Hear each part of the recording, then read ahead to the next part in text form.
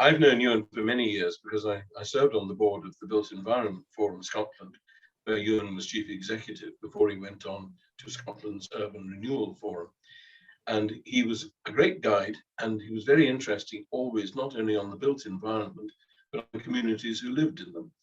And he and Professor Cliff Haig visited us in July 2014. And you'll know from the website that there are three reports which write our script. And the first of those is the BEPS report of 2014. So Ewan has known Cooper in that respect for some time. And he and I have been keeping in touch over the years. I know he's been keeping an avuncular look at what Cooper's been up to. So, Ewan, I don't think there's any point in me saying any more. I now invite you to give us your talk. And Simon, would you mute everybody, please, now, and let the focus fall solely on Ewan. Thank you very much, Bill, and thank you very much for inviting me to talk to you at Cooper's AGM, the Development Trust AGM. I suppose the last time I was in Cooper virtually was for Sir Ian Boyd's talk, and I thoroughly enjoyed that. Big picture, it really appealed to the nihilist inside me, because I thought, you know, is the future as bleak as he's talking about, the many threats and there needs to be resilient? But nonetheless, it was salutary, but it was a very big sort of global picture that he was looking at. And he said it was fascinating. And I suppose I thought what I would try and do tonight is talk about some more local things, local as in Scottish context, but how they might also apply to Cooper. And I also said to Bill that I thought it might be helpful for me to talk a little bit about where I've travelled, I suppose, in my head between being at BEFS, the Built Environment Forum Scotland, and SURF, Scotland's Regeneration Forum, and how, I suppose, the things that I have learned in that sort of transition between those two roles, and also how they're relevant to the work, the excellent work that you're doing in Cooper. So as Bill said, I came to Cooper in 2014 with Cliff Haig. It wasn't the first time I'd been in Cooper, but it's the first time I'd been there for work. And we were with our Canadian intern, Amanda Sherrington. The Canadian intern was technically illegal because she didn't actually have a visa to work in Scotland at the time. So she was with us as a friend, visiting Cooper in a capacity, but she did some of the write-up of the report that Cliff finalised for you.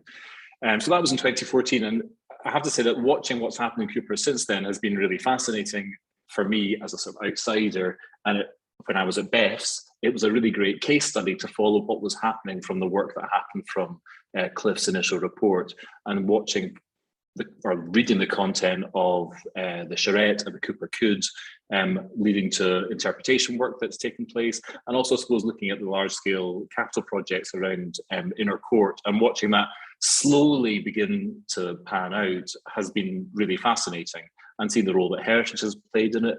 And then, I suppose, in the past year, being aware of the fairly sizable community events that you've managed to pull off in Cooper, maybe not exactly what you had intended 2 years ago, but still pulling off really big events that demonstrated the strength of collaboration.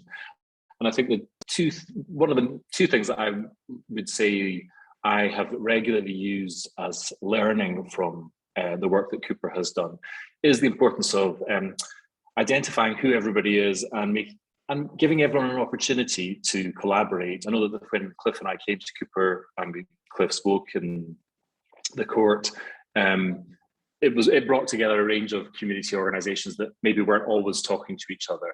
And that issue of always talking to each other is something which I would have said was important before when I was at BEFS, but now that I'm at SURF, we have two staff members, one working in Langham and one working in Dunoon.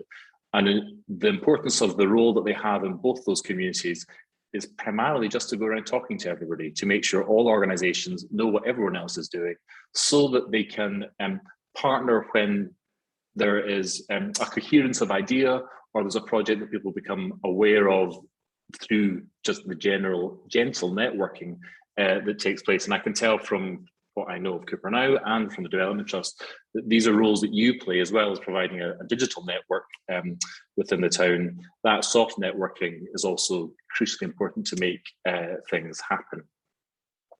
And the other thing that I would say Cooper is a good example of is the length of time that things can take to develop.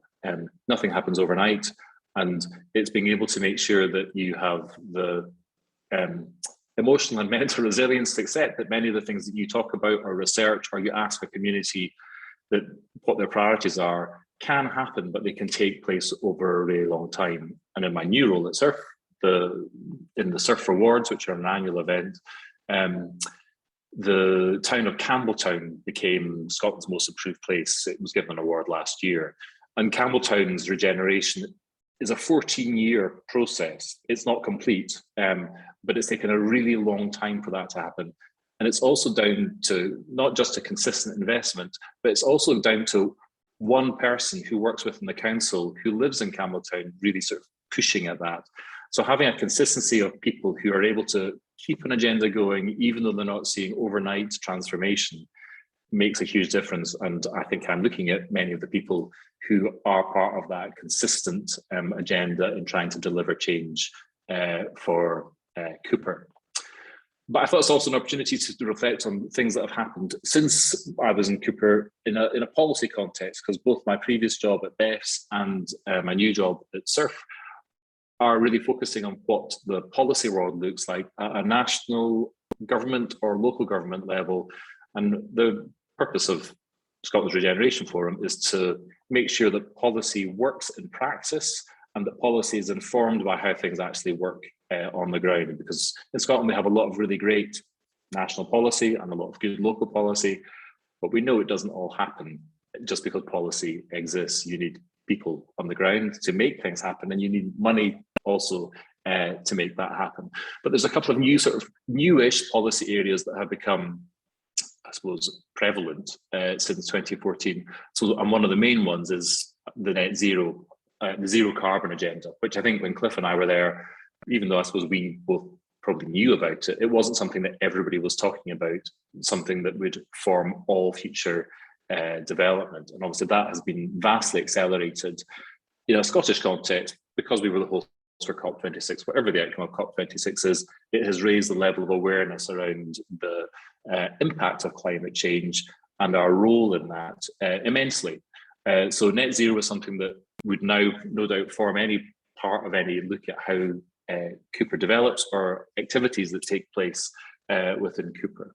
There are other sort of, and we can put them down to buzzwords, but they are now definitely beyond buzzwords that have formed since then. One is the circular economy, another is community wealth building, both of which are concepts which you're probably familiar with and have seen being sort of covered in the press over the past few years. But both those principles now exist within the draft National Planning Framework, NPF4. So they are part of government policy. And in being part of government policy, it means they're definitely part of local government policy, because the new NPF4 is part of the local development plan. So the circular economy and community wealth building are things that local authorities are being asked to support being delivered in communities like Cooper. Local place plans are also the new planning element for community engagement for determining how places develop. I would say the details in local place plans remain quite light. There is now a sort of description of what they should be and what should be expected and how they align with a local authority's local development plan, who can run a local place plan. I would, in my reading of it, Cooper Development Trust could run a local place plan, but I would say Cooper Development Trust don't need to do that because you've already had a charrette, and the local place plans really are what were previously being called charrettes, and it's identifying what the community's assets are, what its needs are, and how the community would, the areas of the community would feel comfortable about the settlement growing, and particularly spatially, but also coming back to what the needs of the community are. And so I would say you have a really good basis for contributing to a local place plan or creating a local place plan for Cooper, were you so inclined to do it. There's always a question around budgeting for those sorts of things. I think the government and the RTPI have estimated that they may cost anything between £7,000 and £15,000 to £20,000. But if a community has done work in the past that is very similar to what you would do for a local place plan, such as Cooper could, then it means you've already done a lot of the legwork.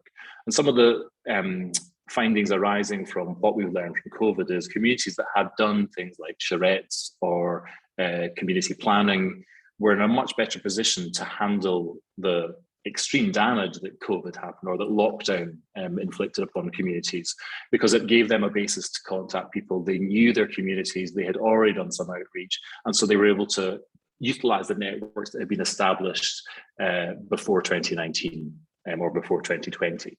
My impression of what's happened in Cooper is that you've certainly utilised that well, and that's why you've been able to do community activities in 2021 because of the work that you've done. And I suppose the charrette gives a really good baseline of things that the community would like to see happen, some of which has happened, is in the pipeline to happen, and some of it maybe remains aspirational, but it still remains a really great document for you to be planning your future. But that maybe is a future now that is tempered by the impact of COVID.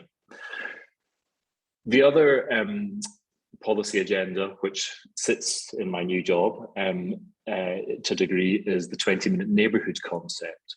And SURF holds a 20-minute neighbourhood practitioner network.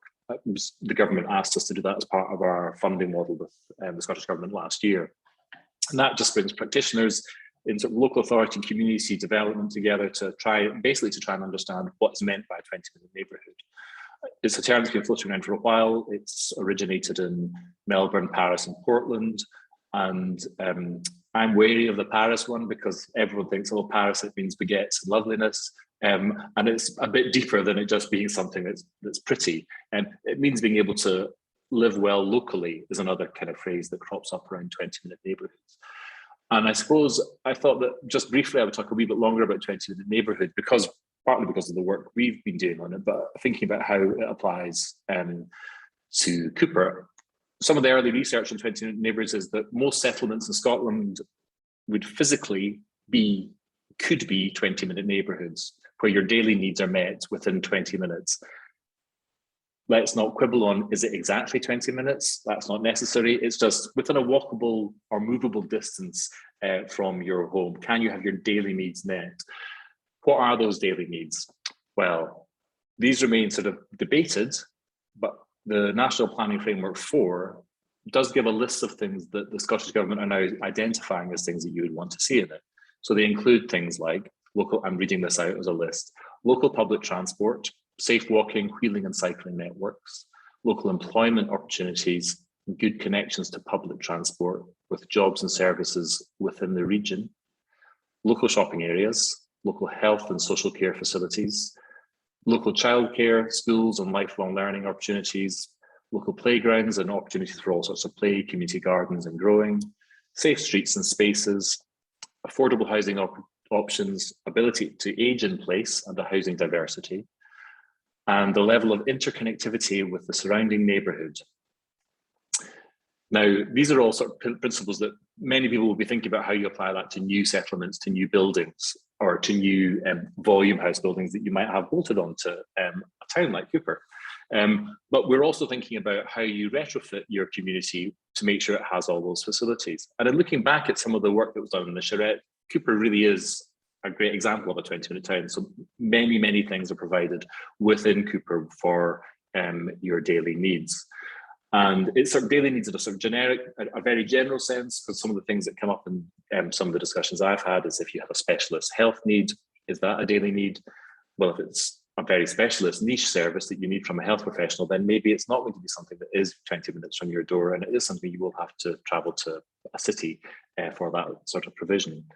But Cooper to me is interesting because, and the whole of Fife is interesting, because there's a lot of interest in the 20-minute neighbourhood, and it's very sort of central belt, urban, Edinburgh, Glasgow focus. How we turn these cities into cities of neighbourhoods. But what is yet to be kind of bottomed out is what this means for rural towns.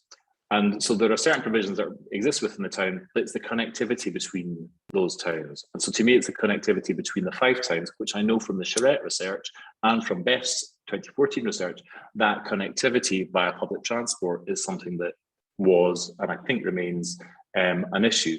And one of the interesting things, I did an event with a voluntary group in Midlothian, and in Midlothian, all the buses go to Dalkeith and Edinburgh. And there was an issue with interconnectivity between the settlements within Dalkeith and a need for that. in the same way that there will be a need for better and improved connectivity in the border towns, rather than everything being sent in a certain direction to the black hole that is the capital of Scotland. And that to me is something that's interesting for Cooper to consider, because you have many of the good qualities that you would expect in a 20-minute neighbourhood, but that connectivity and how you support public transport for employment and for maybe non-daily services is something that to me will become a growing need, particularly if we are to cut our carbon footprints by driving less, which in a city is easy, but in settlements like Cooper and going to other places is not nearly as easy. I'm all for the war on the car because I live in the centre of Edinburgh. It's fine with me, but I'm not fine with the war on the car when you're outside of the big conurbations, because it becomes a much more challenging for leading your daily life on. So that's an area that I think will be of increasing interest for Cooper. And I think actually I wrote down something in our chat beforehand, because Simon, you referred to the fact that Cooper serves 40 villages, and it's the connectivity to those 40 villages, which you're currently providing digitally in a superb way through this medium, but it's the physical connectivity which also does remain important for our communities. The other final thing that I wanted to kind of touch on, and this is where within my new role there's a real tension, and it's a tension that has migrated with me from my old job. When I worked at BEFS, my focus was on heritage, the built environment, buildings and archaeology and landscape, design landscapes. And in my years at BEFS, a lot of my time was spent talking to people who were middle class about areas that they were interested in and that I was interested in. I'm an architectural historian by background. I love heritage. But trying to make the point that very often within the heritage circles, there was a desire and a demand to be higher up the pecking order and to be listened to by politicians. And that they felt diminished by the fact that they weren't recognised as much as they felt that they should be. This was an important issue. And in my time at BEFS, one of my issues was, well, if I talk to politicians are dealing with really basic fundamental human needs, people who don't have adequate housing and struggle to heat their homes and don't have food. I love heritage, but when I vote on those things, not on heritage values. And I think you can tell in Scotland, if you look across, one of the best ever manifestos for heritage was the UKIP manifesto, which was a UK-wide manifesto. But that didn't result in everyone in heritage in Scotland voting for UKIP in the election. It was one of the elections, a number of elections ago, cycles ago. So most people vote for what are fundamental things around education, housing, health. So heritage will never compete with those things, particularly in getting a politician's attention. And so a lot of my time at BEFS was talking about, but heritage provides answers to some of those problems around heritage. The maintenance of our built environment provides employment, it provides housing, it provides identity, it provides meaning within our lives. So these are important things, but it's in service of deprived communities and people who are experiencing deprivation. So a lot of my time at SURF was spent kind of trying to say to people, yes, I agree that this is important to us, but you maybe want to talk about it in a different way. And people have begun doing that. And I think the major thing that the heritage sector has pivoted upon is it now talks about carbon and environment in a different way, because heritage sees the zero carbon agenda as a means for saving heritage, which is good. It might be a bit disingenuous because we're saying we want to save lovely things and we're now saying it's for carbon reasons, but it's not really, it's because they're lovely. But they're both valid arguments. The zero carbon one is maybe a bit bigger and has an impact globally in a different way. But in my move to SURF, and SURF's main focus of area is the regeneration of communities that are experiencing deprivation and making sure those communities are in the driving seat of the improvement of their areas in the planning and the delivery and the maintenance of the regeneration that is happening. So it's part of the kind of community empowerment agenda that we've seen rolling out across Scotland over the last few years to varying degrees of success. And because of that, my focus is on the most deprived communities. And it means I can come back and look at Cooper, and Cooper, I know, is a successful community. It is a successful community, but with some deprivation that exists within the settlement. And obviously COVID, I'm also aware, has probably brought in a new level of deprivation and poverty that is probably still yet unseen. And I know from talking to Bill about the amount of food that has now gone out through the food bank over the past 18 months, 2 years, has obviously shifted significantly. And there are people who are now in poverty that weren't in poverty before and are probably not being picked up on things like Scotland's index of multiple deprivation. But the fact that Cooper has a small amount of identifiable deprivation, of extreme deprivation, puts it in a difficult position in some respects. And I was at Scotland's Towns Partnership event this week, and Linlithgow Community Development Trust spoke up and asked about how places like Linlithgow can achieve some traction and investment when within West Lothian. Linlithgow is not one of the most deprived places in West Lothian, and operates probably in a similar way to Cooper and Falkland do within the context of Fife, again, an area that has mining and has all the consequences of post-mining communities. And so that does make it challenging for Cooper, because when the local authority is looking at where it spends money, it will be looking at the areas that are experiencing the most extreme deprivation. And I gave evidence to the Audit Committee of the Scottish Parliament last week, and I ended it, unfortunately for you, with saying politicians need to prioritise where they put their money to the most deprived communities, because I said there are other communities that want money, and they're really loud about wanting money, but they are not in the same position that other communities that are in more extreme scenarios also need, and maybe are also don't have the agency to make their voices heard as well. And I know from talking to MSPs on an individual basis that, you know, they hear from high-level communicators about their needs within their community, about things which are not fundamental needs, but they have to be answerable to their electorate. So they want their vote. So they have to kind of be seen to service all communities that exist within their constituency. But it is a challenge when you look across Scotland and there are communities that are experiencing extreme deprivation and continue to do over decades. And I thought today I sat in on a webinar about the Investing in Communities Fund, which is a refreshed Scottish Government fund, which will open next April. And it's £10 million a year for the next 3 years. It has 4 areas for action, which any applicant, and you have to be a SCIO to apply for this money, and you have to work in partnership with organisations to deliver this, to deliver whatever it is. And it's revenue funding, it's not capital funding. But there are four areas they want to see addressed. The first one is tackling poverty and inequality, including child poverty, developing and sustaining place-based approaches, community-led regeneration, and ensuring a just transition to net zero. The net zero one, it came out in the discussion, has a much lower weighting than the other 3 topics. And I can share a link, if we chat afterwards, I will share a link to, there's a webinar next week on the same thing. And this doesn't open till next March, and it will, the decisions will be made in November and the funding will start in April 2023. So there's quite a long run into this for people to kind of get their ducks in a row. And I suppose my question is, could Cooper apply for this sort of funding?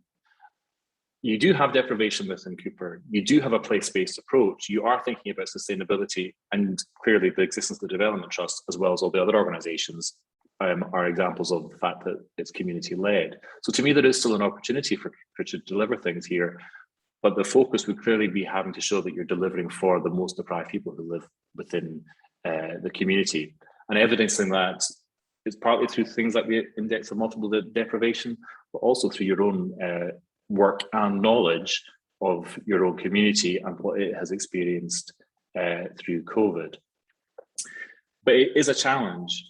And I suppose what it ultimately puts it back on communities, successful communities such as Cooper, is if you're not able to reach some of the public structural funds, what can you do within your own community to help those who are less well off within your own community?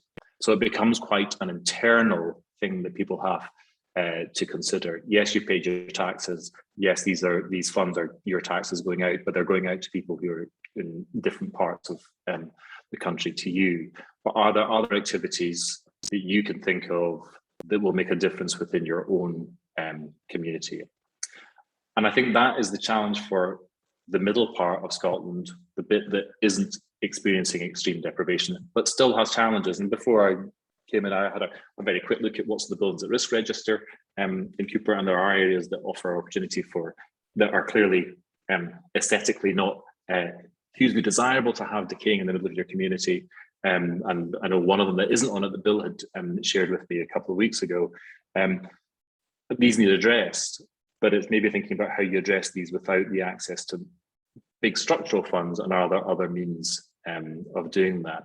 And I suppose I'm intrigued because we are working in Langham. Langham we were working in because it was a community of many organisations, and they weren't all cohesive, let's say.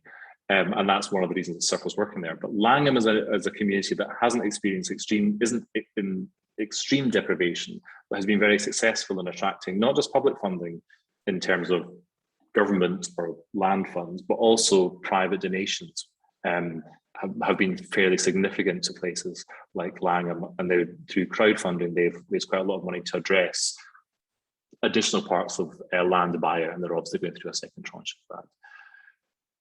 But that is the challenge for places like Cooper. I'd love to have an easy answer. And obviously, as I've said, I'm possibly now your enemy because I'm maybe saying you should be to government, don't prioritize places like Cooper because it is successful, but also because you have agency. But I still think of myself as a friend of Cooper because I'm able to use Cooper as a really great example of a town that has brought people together and begun to deliver change that is for the benefit of the community. And there I will end what I have to say, and thank you very much for inviting me to your AGM this evening. Ewan, thank you very much. Sorry, it's difficult on Zoom to do a round of applause, but thank you very much for that. I did agree with you earlier on that you would take questions. Thank you, Nikki. Yes, we'll save that also for later on. You did say you would take some questions. I'd like to throw one at you, which was, and it's possibly not fair because it wasn't actually part of your remit, but a lot of the deprivation in North East Fife is not actually in any largely built up areas at all. I mean, it's in and around the 40 villages and the little hamlets. And I'm not sure if we have any experience of how a town like Cooper could help its rural hinterland. Because I'm too new at surf there are probably answers to that I should probably be able to give you. And I think that's one of the reasons that we are working in Langham, because rural deprivation presents very differently to urban deprivation. It's not as visible, and it comes from different causes. I mean, interestingly, in Langham, one of the issues in Langham is around employment. Not that there isn't people are unemployed, but the employment tends to be quite far away, and people are working in Carlisle from Langham, and so people are having to travel quite far for employment, and it also necessitates the ownership of a car and things like that. So I don't have an easy answer to how Cooper could support. Hinterland always sounds, I don't know if hinterland is the right word, but I also think it sounds like it's hidden and a bit negative. But Cooper's the region, the Bella Baxter catchment area for Cooper. I don't have a simple answer to that at this point in my new job at Surf. But I think I could probably find from my colleagues examples of where things are taking place. And I think I know that one of the nominees for the Surf Awards from last year was housing in Gairloch, which provides a big new tranche of affordable housing within Gairloch next to some new shops and the museum and things like that. And clearly Gairloch isn't like Cooper, but Gairloch itself is describing itself as a 20-minute neighbourhood by car, because they're looking at their reach beyond just the tight confines of Gairloch, because Gairloch is the only shop there is a small shop in Poolew, but it's the only shop for some significant difference. So it is showing that it is providing an important role to the rest of the region. Thank you very much. Open to questions. Who would like to ask you some questions or make some observations? Hugh, what would you like to tell us or ask? Unmute, please.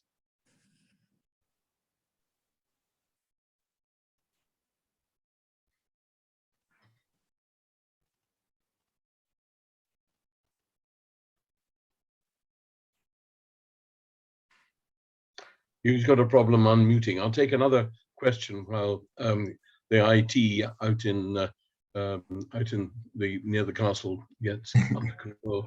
Anyone got any further questions? Oh, Hugh, you've done it. You're unmuted. Yes, I think I've managed. I've just asked you about the Watts building in Cooper, the listed building, and is rather sadly got overgrown with vegetation. And I don't know if there's anyone got plans to convert it or find a new use for it. That's one I'm quite concerned about. Can you hear me all right? Yes, indeed. I'm not sure that's one for Ewan. It's a fairly local issue at the moment, but Ewan does know about it. The last news I had, Ewan, was that the owner was actually thinking of doing something with Bill, it. is that the Watts building? Sorry, I didn't quite catch that. Yes. The situation with the Watts building is that the owners are, sorry, I've taken my glasses off and I can't properly see it. Sorry, I'm getting ready for the community council. I'm trying to do 2 or 3 things at the same time. Sorry. The owners are still in discussion with Fife Planning Department because they have extant planning permission on that building. I don't think I've mentioned it to you, Bill, but I have a desire that building was a community purchase because there is a strong need for an arts centre in Cooper. I know Margaret would just be jumping up and down at this precise moment in time. The museum needs bigger premises.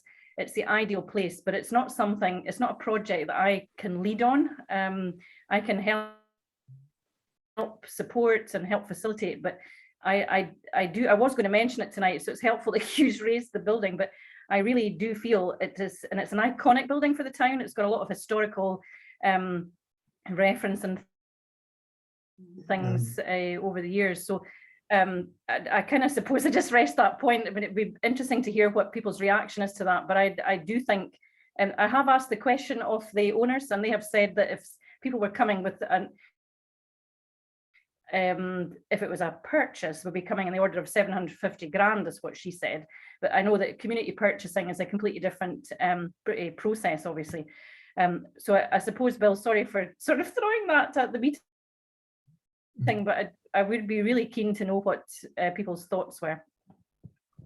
Right. Well, I don't think this is the forum to go around at this stage, Mags, but we'll definitely somebody needs to follow that up. It's a big issue, as you rightly say. The worst thing is going through my mind was we're just about, we hope, to plug the gap site in the Bonnie Gate, and we were about to have an even worse looking bit of dereliction visible from 2 roads and the railway and in the heart. So, and of course beside the park. But yes, we really need to have a look at that. Perhaps you and I can have a word about that sometime, Yeah. and see what can happen. But the purchase price of £750,000 is neither here nor there, is it? The council will happily sell us the Corn Exchange for £1. It's the kiss of death that comes with it that is the real problem in these things. Mags, thank you, and thank you, Hugh, for raising that. Other questions or observations, please? Mary, by the way, welcome. Sorry you missed the first few minutes. I know you work until later, but I hope you were also encouraged by some of the things that Ewan was saying, but perhaps slightly bothered by the thought of yet more community fundraising. Slightly. No, I think it's good. There's a good thing, and I hope some of it will go towards mental health as well. But I think that's really good. Thank you. That's one of the things that we haven't actually specifically mentioned, but one of the things that we did try to do, you remember I told you we tried in August 18 to get some money for 10 projects. 3 of those projects were on mental health or the fringes of mental health, elderly and the young as well. But it's very difficult to know actually how to deliver. That's a challenge. You know, we are after all CDT, not the CD Everything Trust. Any more? Yes, Jim. Well, I may just make an observation, really, for you. with my involvement with the Business Association over the years, we've always, since ever the association was formed, roughly maybe 15 years ago, we've sought an identity for Cooper and a role in North East Fife, and the role of the traditional county town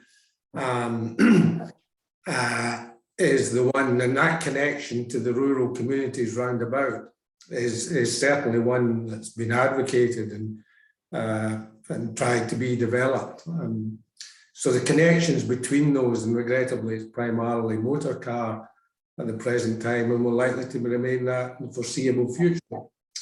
But we do, electric cars are a role, so there's something where we can contribute and still promote that. But the traditional county town, and I think even Fife Council in its last structure plan really acknowledged that that was the role of Cooper.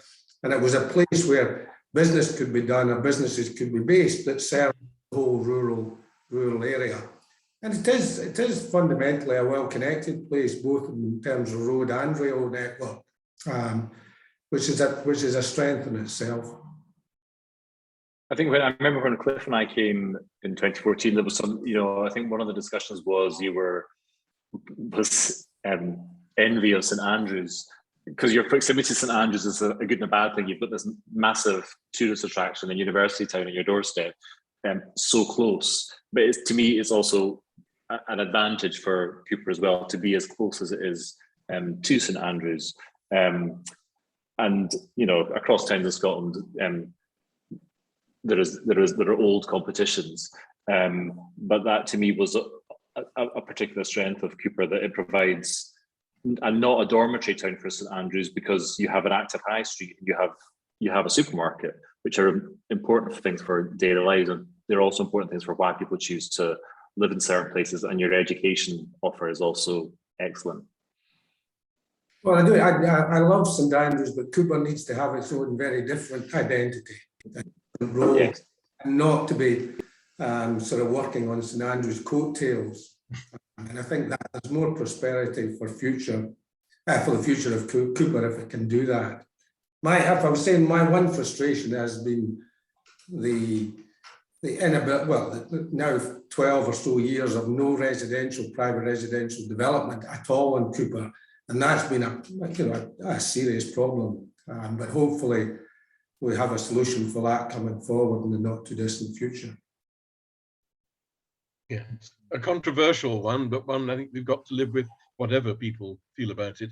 And that actually, if I can ask another, is the chair allowed to ask another question I asked myself? The 20-minute neighbourhood is something that a group in Cooper, which has been negotiating, if that's the way to put it, with Persimmon over the proposals for Cooper North, is something they've been trying to ram into Persimmon to make sure that that development is not simply buckled onto the outskirts of Cooper with a bypass that takes people away, but makes it actually part of the town. And it's not far away compared to some towns which have had that sort of outside the ribbon development. I don't know if you have any comments on the 20-minute neighbourhood and how you address developers about it, because the answer that they tend to come up with then, oh, would you like us to put in a shop? Which of course is not what we want. We don't want a shop up there. We want people to come down and use all the facilities and services in the town centre. It's an interesting one. So the 20-minute neighbourhood, I should say, I saw Kathy put her hand up, but I'll answer your question first, Bill. I'm sorry, Kathy.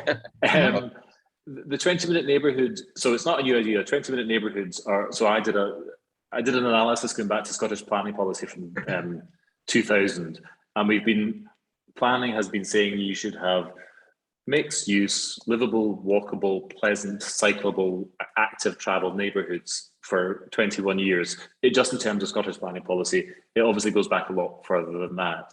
But in terms of within this Parliament existing, there's been a long history of us asking for the same thing. The 20-minute neighbourhood aspect around when you're adding onto a settlement, primarily volume house builders, I think what you're actually asking for is to make sure that the route, the walkable and cyclable route to where the shops are, is as attractive, well lit, and easy to navigate as possible. And that is fundamentally what is going to make it a 20-minute neighbourhood. The big unknown within 20-minute neighbourhoods, and it's the most important part of 20-minute neighbourhoods, is changing behaviour. And the assumption is that when you provide good infrastructure and a bit of a disincentive, so good infrastructure so that it's there and it's good, and that using your car may be penalised in some way or not as convenient as walking, that's when people's behaviour will shift, and they will use the attractive infrastructure that is there for them to walk to the centre of Cooper or to the supermarket. I'm interested. I mean, what's interesting about the 20-minute neighbourhood is, and I've said this to government, that I think it will come back and bite decision makers, because everyone understands 20 minutes and everyone understands what a neighbourhood is. They're quite experiential things. And when you look at planning applications, the first thing that people will ask is, well, how is that a 20-minute neighbourhood? It doesn't look particularly pedestrian focused or a pleasant route, because sometimes it leads to, I mean, there's one today that I'm looking at, Ratho, which I think says it's a 20-minute neighbourhood, but I would, it says it's a 20-minute neighbourhood because that's what the developer says. But in a meaningful way, I would argue, I'm not sure it is. And so it's making sure that when you're accepting, or there is, if Cooper is identified with a local development plan for housing, it will happen. So it's making sure that it happens in the best way possible. And that is about it being easy to do things, to move to the town centre.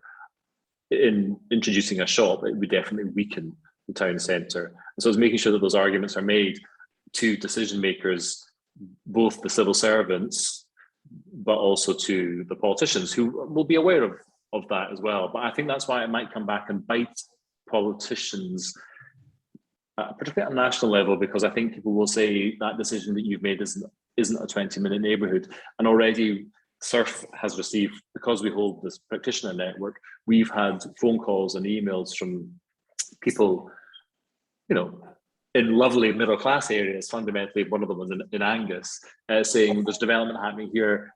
This is near a golf course. This isn't a 20-minute neighbourhood. And they're totally right. It isn't a 20-minute neighbourhood, and it isn't the best thing that should be happening.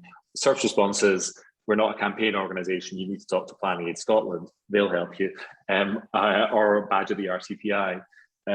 But there is something about 20-minute neighbourhoods that I think could be fundamentally useful for communities to say, this needs to lever that principle. But it's also about levering that principle around the siting of services. So it's not just about new house builds, it's about where we choose our health services to be situated and things like that, which may happen outside of the planning system and happens more within community planning, which everyone says isn't planning and isn't community. But it's about making sure there's a community voice at that table, which will be what we were saying, what we will say back to government about the 20-minute neighbourhood, is that whoever is deciding where a doctor, a hospital, a dentist, school provision, these fundamentals, where they are, is really important. And when you can go or drive around Scotland and you can see where they've moved from the centre of the town to the edge of the town around new school builds in particular, or actually council offices in some places. I'm thinking of Forfar, and it's not been helpful. And so we're now in a position where we're having to undo bad decisions from the past 30 or 40 years. So I would say it is something that you should be using as a community to make sure that the new development is integrated as well as possible, and not just a buckle on or a bolt on, as I would kind of say, that's separated by a large road. And thank you for that. And my apologies to Kathy. Yeah, no problem at all. I think I was alarmed by your comment about being punitive about using cars to make people use other means of transport. I'm a great believer in carrots rather than sticks. And I think we need to be really careful. And I love the descriptions you give about, making it a really nice routes to get into town. If you imagine Cooper North, if we can create some really nice walkways, cycle routes to actually get into town, so you can get on your bike, go and get your shop you know, your pint of milk from the co-op or whatever, then I think it's a great advantage, much more so than putting the parking charges up, which I think would be a real shame. What I actually wanted to say was about, I liked your live well locally, I think is a much better expression than the 20-minute late neighborhood. And I think your list was superb, and I'm hoping that you're going to write it down and share it with us so we can perhaps discuss it at some point.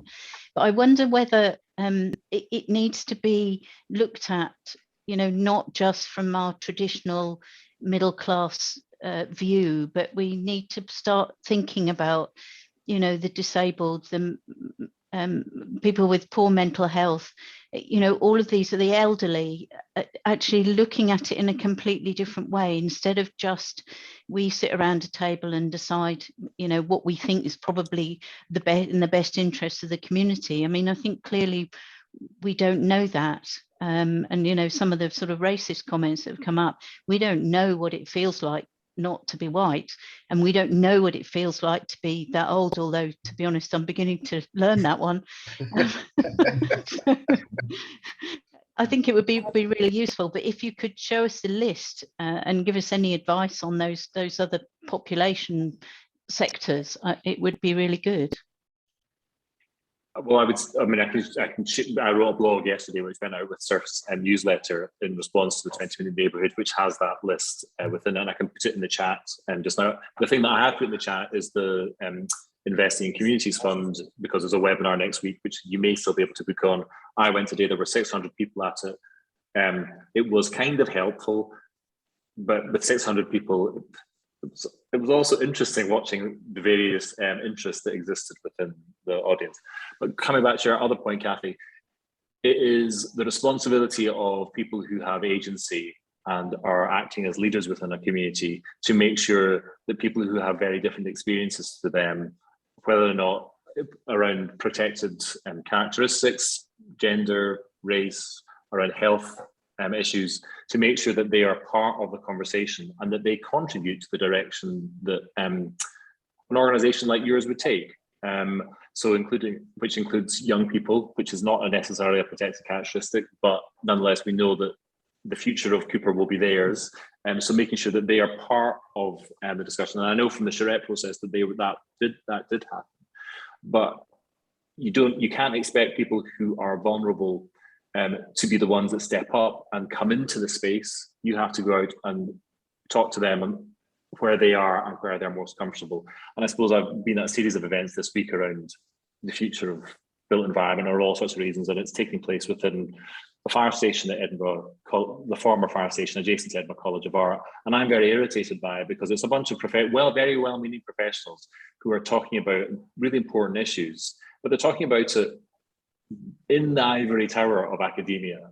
And my point to them is they should be going to the pubs, the cafes, the shops, the streets where people live their everyday lives, that don't come into in this context, it's an Edinburgh context, into the centre of town. And the responsibility lies with them, with the people with confidence as well as money and agency, to make sure that they are in those areas and that their presence is felt and that they are there to support the people, not to impose middle class values. And I think that's one of I know that Paz working on a charrette with you, they are conscious. I know talking to some of their previous staff, them going to areas where former mining communities who they were working with designers saying this area could be nicer, and the local people saying there's nothing wrong with it.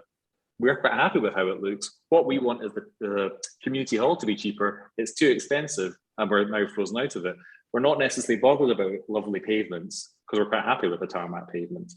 And I think there is an issue around that within some of the design world about making sure we're not imposing other values on people's communities where they are quite content with the values that they have there. But it does put the responsibility on you as an organisation to make sure that you are meeting those people and helping their voice to be heard, not speaking on their behalf, but making sure that their voice is present within discussions. And that's difficult, and it's really slow and time consuming. But if you don't do it, you then will not have their support in the future, and you will also not be making a difference to the difference that you want to make in their lives in the longer term. I don't know if that answers your question completely, Kathy, but it maybe answers some of it, and I'll put a link in to some more details about MPF4 and 20-minute neighbourhoods. But I agree with you about living well locally being a nice catchphrase, which the Scottish Futures Trust are using. Again, big organisation with big money, but it's helpful that they are using living well locally as they're thinking about how they invest in the future. Yeah, no, thanks. That was very useful. Thank you. And Ewan, your comment about youth, we've made a very, very small step towards that. The Youth Cafe is joining our group of 20. Thanks to Mary doing that invitation for us. Rick, I do apologise, you've had your hand up. Not at all. I'm just picking up on something Kathy was talking about, the living well locally, and you mentioned you in the local place plan and the initiatives by I think you mentioned Melbourne and places overseas. But I'm keen to know what the European dimension is here. I mean, what lessons learned can we learn from other countries? And I'm thinking in particular like the Dutch, you know, where land is at a premium, and they seem to have embraced I might be wrong, but they seem to have embraced the local community models and working on that to a greater degree. And I wonder what we can learn in reflection to what their experiences are. I can talk briefly to that, I suppose, in some ways. The 20-minute neighbourhood, Scotland is the first country to try and apply 20-minute neighbourhood as a nation. Yep. And everyone else has just done it at a city level. But before 20-minute neighbourhoods, everyone was talking about Jan Gehl in Copenhagen, who is about, and he has visited Scotland a number of times, and Jan Gehl's philosophies are all about living well locally, having people live, work and play in the same place, reducing the amount of traffic. And Copenhagen's approach, which went from being a heavily trafficked city to a heavily biked city, was just to do it, close streets and make it difficult to have a car. And people changed because they still wanted to live there because there were good things about living there, and that there were things met in their daily lives in what is a city, so it's not directly comparable to Cooper. But they also have continued to do a sort of a gradualist approach where they reduce parking by 1 car a year in certain areas. So they're maybe not consulting the community to say, we're going to remove some, which we have to do in the UK. We're about to remove some parking, and then all hell breaks loose. But they just gradually reduce it year on year. So it gradually becomes more difficult, which may be the soft stick rather than a hard stick, Kathy, approach to doing things. I think it's really challenging to change behaviour just with things being attractive. I think Estonia introduced free bus travel. It didn't result in everybody going on the buses. And in the same way, I think there is some evidence around free bus passes for it's the free bus passes in Scotland that even though there's been a massive uptake in them, there hasn't been the equivalent uptake in use of the bus network. So sometimes the carrots aren't quite enough. I think you need to provide the carrot, but then begin to introduce, I don't want to say punitive, even though I maybe did earlier, but introduce things that are maybe a bit more restrictive. And I think that it also does come back to some really major differences between here and some of our continental counterparts, and the sort of subsidiarity of decision making and the size of local governance and the power that local community councils have. And I know that having done work in my previous job, going and meeting communities in Norway, where community councillors were paid, they worked 1 day a week. So they were much closer. So there was an element of democratic accountability and people living in the community. There was just a lot more democracy happening there than we have happening here in our country. But that also goes in tandem with a high tax state. And I got asked about this, the audit committee last week, and I said, other places do it differently, but they also tax really highly. That's not by accident that those two things go hand in hand. so there's an accept, so that people are making decisions about where they live, and they're actually involved in it, and they're known to their community. They know what the issues are in the community. And I think that is an issue that we have yet to grasp with in Scotland. And we've got the Scottish Government, we've had a local governance review going on for the past few years. It stalled a bit because of COVID. And actually in the last report that they produced, which I think might have been the beginning of this year, it mentions community councils once. It mentions development trusts quite a lot. Now, I love a development trust, but community councils they exist, they're real. And I don't know why we don't, and we're often a bit dismissive, and more senior politicians can be very dismissive of community councils. But to me, these are people that are stepping up to the plate, and they don't have a lot of power, they have no resource, they get disrespected, there's not much they can do. It's a kind of, they end up as this kind of Cinderella thing that exists. And I think if we empowered community councils a bit more people would become engaged, and we might have actual elections over community councils, which rarely happens. But that is one thing that I would say we, as a nation, need to be really thinking about it. But instead, we're kind of going down a bit with the community empowerment through ownership. And I think if people own things, that's the way to do it. And there is a lot to be said about ownership, but I think there is also other means of changing public behaviour. Thank you. Ewan, thank you very much. Your answers have been of the same calibre as your talk. I'd like to ask your halt now. I'm delighted. This has cheerfully gone on for an hour, and I think it could have gone on much longer, but all good things have to come to an end. Jim Hare has a few words to say by way of a vote of thanks. Ewan, thank you very much for your time this evening. I've really found it interesting, I'm sure as everybody else who's been listening, and it's getting some context to Cooper and how it sits in the bigger policy picture. It really is interesting. You're never too old to learn, so I quite enjoyed understanding just where the town's position and how the challenges that will face accessing and doing things going forward away. So thank you very much indeed for sharing your time with us this evening. It was really most appreciated. Everybody show